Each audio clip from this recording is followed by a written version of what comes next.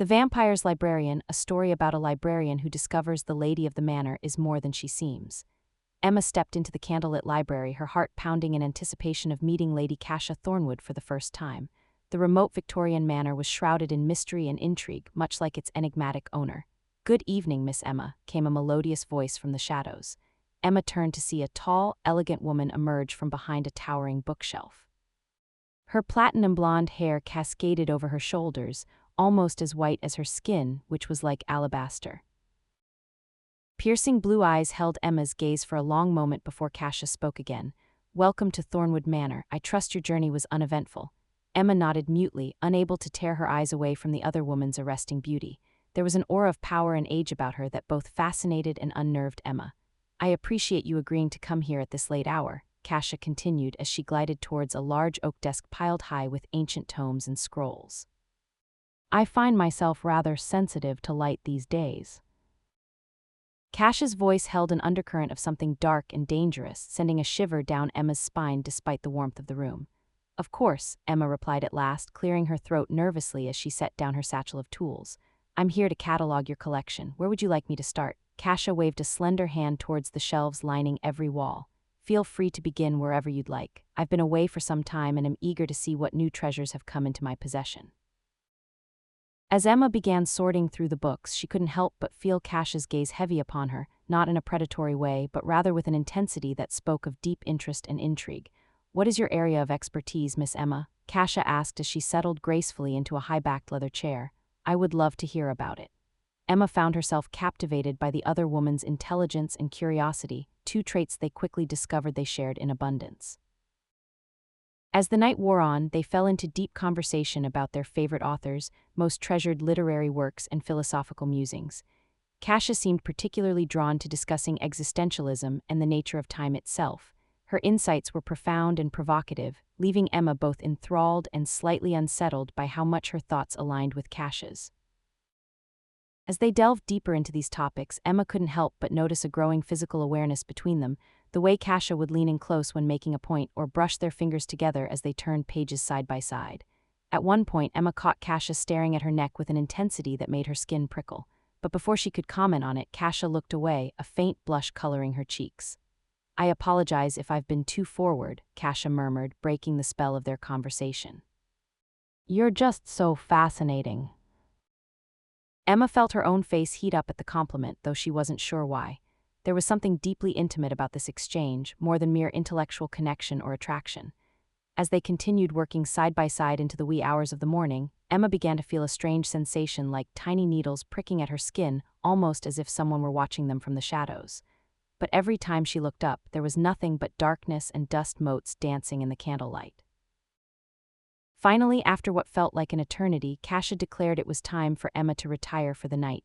She led her through winding corridors to a sumptuous guest room where a four-poster bed awaited, piled high with silken sheets and velvet pillows. "I hope you find everything to your liking," Cassia said softly as she stood in the doorway. "Sleep well, Miss Emma." And then she was gone, leaving Emma alone in the opulent chamber. As Emma began to undress for bed, she couldn't shake the feeling that something significant had just happened. Some unspoken understanding passed between herself and Cassia. In the days that followed, Emma threw herself into cataloging the collection with renewed fervor. Each night brought new discoveries and deeper discussions with her enigmatic hostess. They would spend hours lost in each other's company, poring over ancient tomes or debating the finer points of literature and philosophy.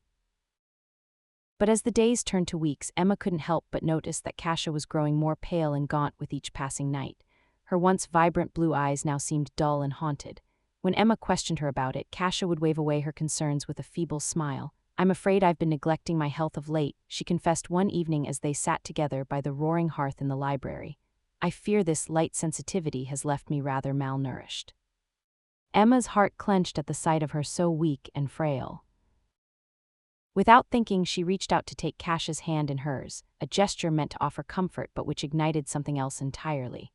"Miss Bellwether," Cassia murmured, the scent of sandalwood and something faintly metallic clinging to her like a second skin.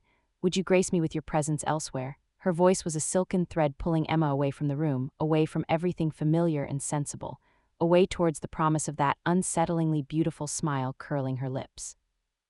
Emma's mouth went dry as she swallowed the protest stuck there. She nodded mute while Cassia glided through the library's labyrinthine corridors like a phantom. The scent of old paper intensified, mingling with something distinctly feral. A warmth bloomed in Emma's chest that had nothing to do with the crackling fireplace. It spread out, pooling low and hot, driven by the way Cassia's fingertips grazed her arm as she led her through the dimness. The study door stood ajar, revealing not just books stacked like petrified forests but something else entirely, an intoxicating aura of power wrapped in velvet drapes and shadowed corners. A low groan seemed to emanate from within, and Emma realized it was coming from Cassia herself.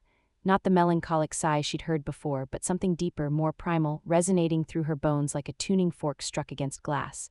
Cassia turned towards her then, a flicker of something raw and vulnerable in those amethyst eyes. She reached out, not for Emma's hand this time, but to pull back the loose tresses framing her face. "I haven't had proper nourishment in weeks," Cassia whispered, her voice husky as if unused. The scent that clung to her now was intoxicatingly sweet, like blood orange dipped in honey laced with something sharp and metallic that set Emma's pulse racing. She wanted to touch it, to taste it, to understand what lay beneath the surface of those pale, luminous skins stretched taut over high cheekbones. Cassia stepped back, offering a wry smile that did nothing to hide the tremor running through her. She gestured towards a plush velvet chaise lounge nestled before a dying fire. "Please," she breathed, voice rough with need. "Won't you join me?" Emma didn't hesitate. She moved across the room as if propelled by an unseen force drawn to Cassia like a moth to flame. The scent was overwhelming now, intoxicating and earthy. It felt like coming home after years away. The chaise lounge was large enough for two. Emma settled onto the plush cushions with a soft sigh, feeling the warmth of the dying embers against her back. Cassia knelt before her, eyes locked on Emma's as if drinking her in. Those amethyst pools seemed to see right through to her, every thought, every pulse thrumming in her veins. "So beautiful," Cassia breathed, reaching out with one hand to cup Emma's cheek. The touch was cool at first, almost glacial against the heat of her own skin, then warmed, vibrant life flooding from fingertips that lingered just a fraction too long. Emma leaned into the touch, wanting more, needing it. Her breath hitched as Cassia's other hand traced the line of her jaw, thumb brushing over the curve of her lips. It was a delicate exploration, full of hunger and reverence in equal measure. "I crave you," Cassia murmured, voice dropping to a husky whisper. She tilted Emma's chin upward, forcing her eyes to meet those liquid amethyst pools. "Let me taste you." Emma couldn't speak, could only nod as Cassia leaned forward. A tremor ran through her chest as cool, fragrant lips pressed against hers light at first, a gentle probing, then deepening with insistent need. Cassia's tongue slid into her mouth, seeking and finding, tasting, claiming. It was the taste of centuries, of hidden desires and loneliness so profound it resonated in Emma's very bones. The kiss deepened, growing possessive, urgent. Cassia's hand moved down to Emma's waist, pulling her closer until she could feel the heat radiating from her body, a warmth that spoke of more than just the dying embers of the fire. A gasp escaped Emma's lips as Cassia's fingers tightened around her hips, pressing her flush against the chaise lounge cushions. "You are so sweet," Cassia murmured against her mouth, pulling back slightly to gaze at her with an almost feral intensity. Her eyes swept down Emma's throat, lingering on the pulse throbbing there before finding their way back up to meet hers. So very, very sweet. Emma felt dizzy, adrift in a sea of warmth and desire. The scent that clung to Cassia was intoxicating, now blood orange and honeyed spice, and something undeniably feral, something primal and achingly alive. Her own fingers found purchase in the silken strands of Cassia's hair, pulling her closer still, deepening the kiss until it devoured them both whole. It was a collision of desperate need and delicate exploration, teeth-grazed lips, tongues intertwined, bodies pressed together as if trying to become one. Cassia shifted slightly, sliding down along Emma's front until she lay between her legs, her breasts pressing against Emma's belly with a warmth that sent shivers crawling across her skin. The scent of Cassia was almost overwhelming, now heady, intoxicating, and Emma could feel her breath hitch in her throat as a hand slid beneath her skirt, finding the heat pooling between her thighs. "I need you," Cassia breathed into the curve of her ear, voice rough with want. "Let me taste you."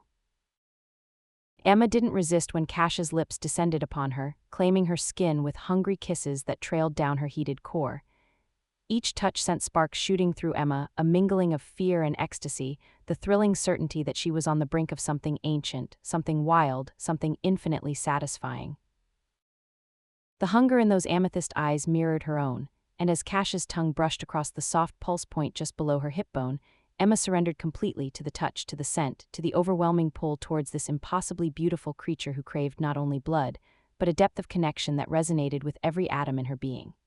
Cassia gasped softly as Emma's fingers intertwined with her own, their eyes locking in an intense gaze filled with unspoken longing and desire.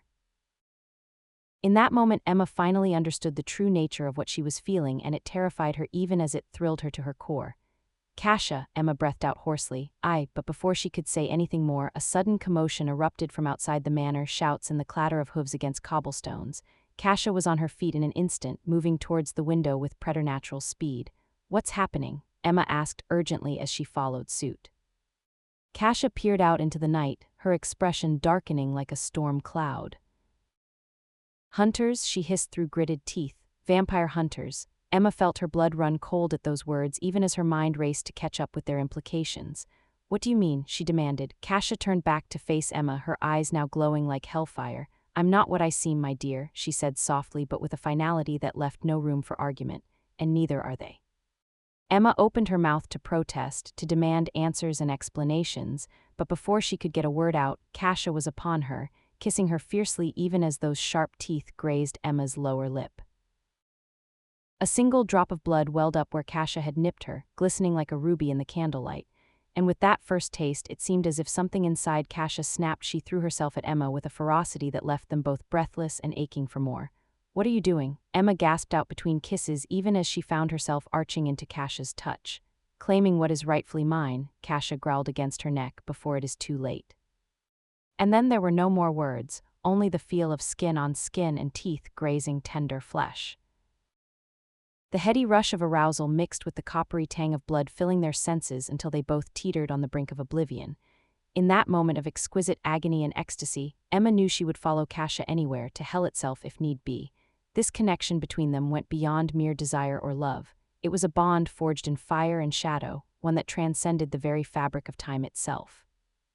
As they clung to each other in the aftermath of their passion, Emma could feel something changing inside her, some fundamental shift in her being that left her both terrified and exhilarated. "Cassia," she whispered hoarsely as she stared up at the ceiling with unseeing eyes, "what have you done to me?" Cassia pressed a gentle kiss to Emma's forehead before answering softly. "I've given you a choice," she murmured back, "eternal life by my side or return to your mortal existence and forget this night ever happened." Emma swallowed hard against the lump rising in her throat. This was it, the moment of truth. Would she choose darkness for love's sake? Or would she walk away from the most incredible experience of her life? For one heart-stopping instant, Emma considered turning back, returning to her mundane world with only these memories as solace. But then she looked into Cassia's eyes and saw a future painted in blood-red hues, a future filled with adventure and danger and unfathomable delights. "I choose you," Emma declared at last, her voice steady despite the trepidation curling in her gut. "I want this, I need it." Cassia smiled then, a slow curve of lips that promised both pleasure and pain to come. "Then welcome to your new life, my love," she purred, drawing Emma close once more as they prepared for whatever lay ahead. And so began their journey into the unknown, two souls bound together by blood and fate, ready to face whatever challenges or joys awaited them in this brave new world. The end. Thank you for listening to another Creatures of Desire story. Please like this video so that it gets recommended to more listeners, and don't forget to subscribe to the channel for more Sapphic tales of fantasy and romance.